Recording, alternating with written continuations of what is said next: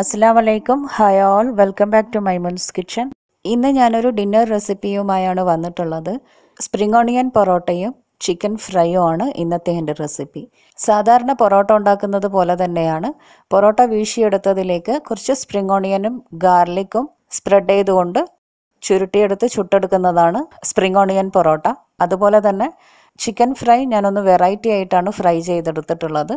അപ്പോൾ രണ്ടിൻ്റെയും വീഡിയോ നമുക്കൊന്ന് കണ്ടു നോക്കാം. ആദ്യം നമുക്ക് ചിക്കൻ ഒന്ന് മാരിനേറ്റ് ചെയ്ത് വെക്കാം. കുറച്ച് സമയം മാരിനേറ്റ് ചെയ്ത് വെച്ചിട്ട് വേണം ഫ്രൈ ചെയ്യാനായിട്ട്. 1/2 കിലോ ബോൺലെസ് ചിക്കനാണ് ഞാനിപ്പോൾ എടുത്തിട്ടുള്ളത്. ഇനി ഒരു പാത്രത്തിലേക്ക് 1 table spoon oregano, 1 table spoon Rosemary, 2 table spoon തൈര്, 1.5-2 ടേബിൾ സ്പൂണോളം മുളക് പൊടി, 1/2 ടീസ്പൂൺ മഞ്ഞൾപ്പൊടി, ആവശ്യത്തിനുള്ള ഉപ്പ് ചേർത്ത് കൊടുക്കാം. 1 ടേബിൾ സ്പൂൺ ഓയിൽ ചേർത്ത് കൊടുക്കാം. ഞാനിപ്പോൾ ഇവിടെ സൺഫ്ലവർ ഓയിലാണ് എടുത്തിട്ടുള്ളത്. ഒലിവ് ഓയിൽ ആണെങ്കിൽ അത് യൂസ് ചെയ്യാം. ഇനി എല്ലാം ഒന്ന് നന്നായി മിക്സാക്കി എടുക്കാം. തൈരും ഓയിലും കൂടിയാകുമ്പോൾ നമുക്കിതിലേക്ക് വെള്ളത്തിൻ്റെ ആവശ്യമില്ല. ഇനി ഇതിലേക്ക് നമുക്ക് ചിക്കൻ ചേർത്ത് കൊടുക്കാം.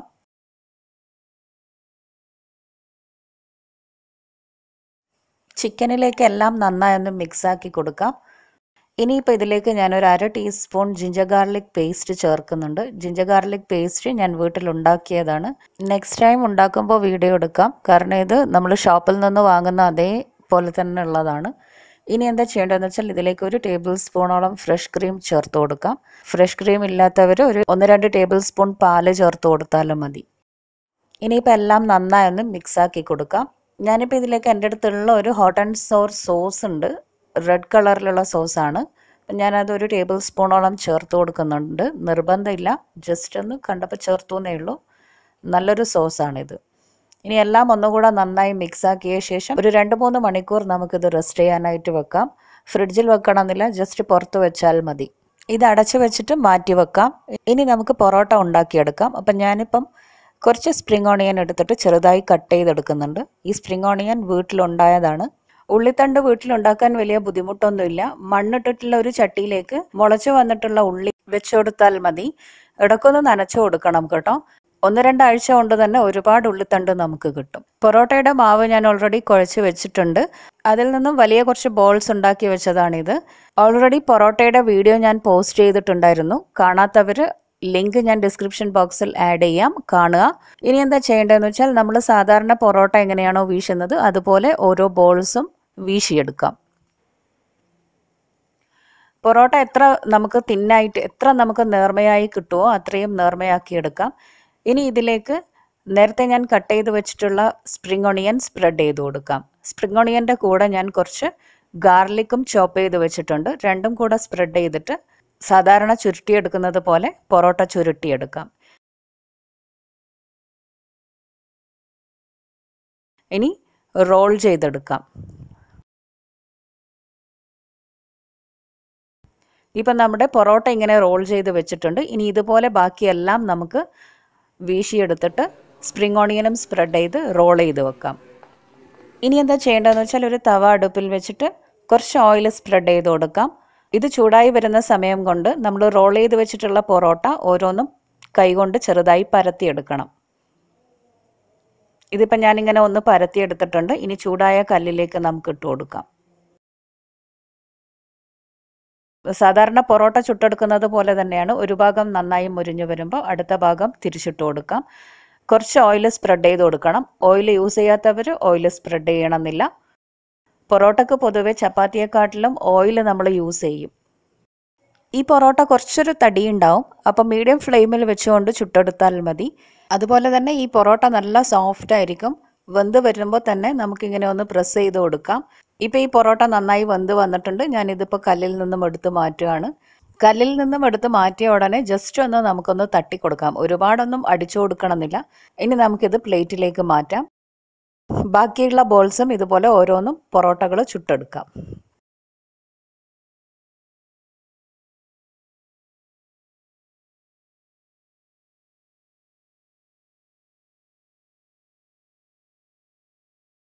അങ്ങനെ നമ്മുടെ പൊറോട്ട എല്ലാം റെഡി ആയിട്ടുണ്ട്. ഞാനിപ്പോൾ ഇത് മാറ്റി വെച്ചിട്ട് ചിക്കൻ ഫ്രൈ ചെയ്യാൻ പോവാണ്.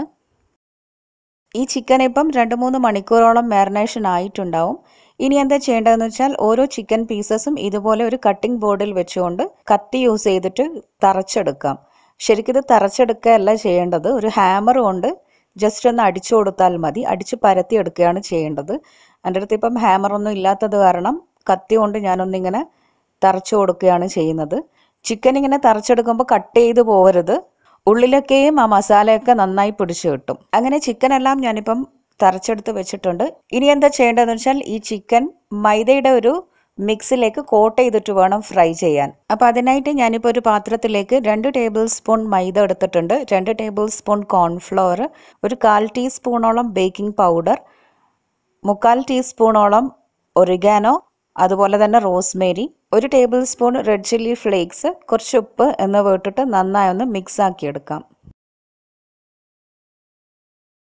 ഇനി എന്താ ചെയ്യേണ്ടതെന്ന് വെച്ചാൽ നമ്മളിപ്പം ചതച്ചെടുത്തിട്ടുള്ള ചിക്കനിലേക്ക് ഞാൻ കുറച്ച് എഗ് വൈറ്റ് ചേർത്ത് കൊടുക്കുന്നുണ്ട്. എഗ് വൈറ്റിൻ്റെ ഒരു 1/2 പോർഷൻ ചേർത്താൽ മതി കേട്ടോ.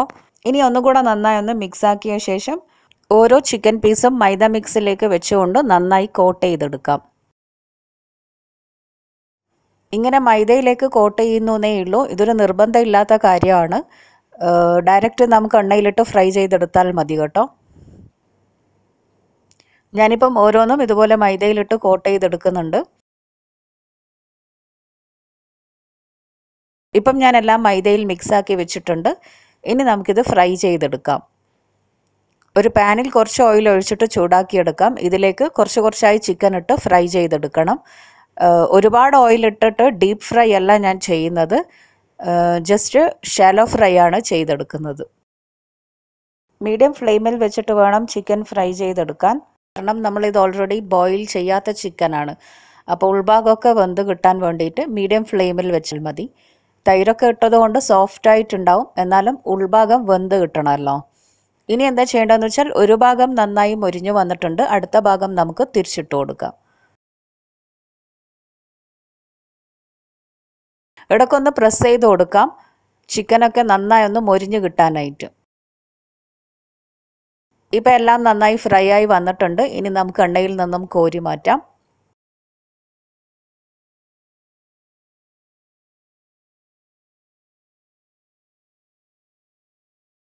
ഇനി അടുത്ത ബാച്ചും ഇതുപോലെ ഇട്ട് കൊടുത്തിട്ട് നന്നായി ഫ്രൈ ചെയ്തെടുക്കാം. ഈ ചിക്കൻ നമുക്ക് ബർഗറിന് വേണ്ടിയും ഇങ്ങനെ ഫ്രൈ ചെയ്ത് യൂസ് ചെയ്യാം കേട്ടോ. ബർഗർ ബന്നിലേക്ക് ചിക്കൻ പാറ്റി വെക്കാറുണ്ട്. അപ്പോൾ അതിന് പകരം കുറച്ച് വെജിറ്റബിൾസ്, മയണൈസ്, അതിൻ്റെ കൂടെ ഈ ചിക്കനും കൂടെ വെച്ച് കൊടുക്കാം. അങ്ങനെ ഇപ്പോൾ എല്ലാ ചിക്കനും ഞാൻ ഫ്രൈ ചെയ്തെടുത്തിട്ടുണ്ട്.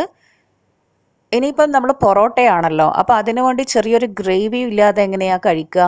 അതുകൊണ്ട് ഞാൻ ജസ്റ്റ് ഒരു ചില്ലി ചിക്കൻ്റെ ഗ്രേവി ഉണ്ടാക്കാമെന്ന് വെച്ചു. ജസ്റ്റ് ഒരു ഡ്രൈ ഗ്രേവിയാണ്. അതിനായിട്ടൊരു പാനിലേക്ക് നേരത്തെ യൂസ് ചെയ്ത ഓയിൽ കുറച്ച് ഒഴിച്ചു കൊടുക്കാം. ഒരു table spoon ginger garlic paste ഇട്ടിട്ട് ചോപ്പ് ചെയ്തിട്ടുള്ള സവാള, കുറച്ച് ക്യാപ്സിക്കം എന്നിവ ഇട്ട് കൊടുക്കാം. നന്നായി സോട്ടാക്കിയ ശേഷം കുറച്ച് സോസസ് എല്ലാം ചേർത്ത് കൊടുക്കാം. കുറച്ച് റെഡ് ചില്ലി ഫ്ലേക്സും കൂടെ തന്നെ tomato sauce, green chilli sauce, hot and sour sauce എല്ലാം ഇട്ട് നന്നായി ഒന്ന് മിക്സ് ആക്കി കൊടുക്കാം. ഇതിലേക്ക് ഒരു നുള്ളു ഉപ്പ് ചേർത്ത് കൊടുക്കാം. ഇനി ഇതിലേക്ക് കുറച്ച് സോയാ സോസും മല്ലിയിലയും ചേർത്തിട്ട് നന്നായി മിക്സ് ആക്കിയ ശേഷം നേരത്തെ നമ്മൾ ഫ്രൈ ചെയ്തിട്ടുള്ള ചിക്കനും ചേർത്ത് കൊടുക്കാം. ചിക്കൻ ഞാൻ മുഴുവൻ ചേർക്കുന്നില്ല, കുറച്ച് മാത്രമേ ചേർക്കുന്നുള്ളൂ. എല്ലാം നന്നായി ഒന്ന് ചിക്കനിലേക്ക് മിക്സ് ആക്കിയിട്ട് ഒരു അരമുറി നാരങ്ങയും പിഴിഞ്ഞ് ചേർത്ത് കൊടുക്കാം. ഇപ്പം നമ്മുടെ ചിക്കൻ ചില്ലി മിക്സ് ഇവിടെ റെഡി ആയിട്ടുണ്ട്. ഇനി നമുക്കിത് സെർവിങ് പ്ലേറ്റിലേക്ക് മാറ്റാം. കുറച്ച് മല്ലിയില, റെഡ് ചില്ലി ഫ്ലേക്സ്, നാരങ്ങ സ്ലൈസ് ചെയ്തതും വെച്ച് നമുക്ക് ഗാർണിഷ് ചെയ്യാം. അങ്ങനെ നമ്മുടെ ടേസ്റ്റി ആയിട്ടുള്ള soft parotta, chicken chilli and fried chicken ഇവിടെ റെഡി ആയിട്ടുണ്ട്. അപ്പോൾ എല്ലാവരും ഈ ഡിന്നർ കണ്ടിട്ട് വീട്ടിലൊന്ന് ട്രൈ ചെയ്ത് നോക്കൂ. നല്ലൊരു വെറൈറ്റി ടേസ്റ്റാണ് ഈ ഫ്രൈഡ് ചിക്കന്. അപ്പം വീഡിയോ കണ്ട് എല്ലാവരും ലൈക്ക് ചെയ്യാനും ഷെയർ ചെയ്യാനും മറക്കരുത്. അപ്പോൾ സബ്സ്ക്രൈബ് ചെയ്യാത്തവർ സബ്സ്ക്രൈബ് ചെയ്യാൻ മറക്കരുത് കേട്ടോ. പുതിയ റെസിപ്പീസുമായി നമുക്ക് വീണ്ടും കാണാം. Till then take care and by.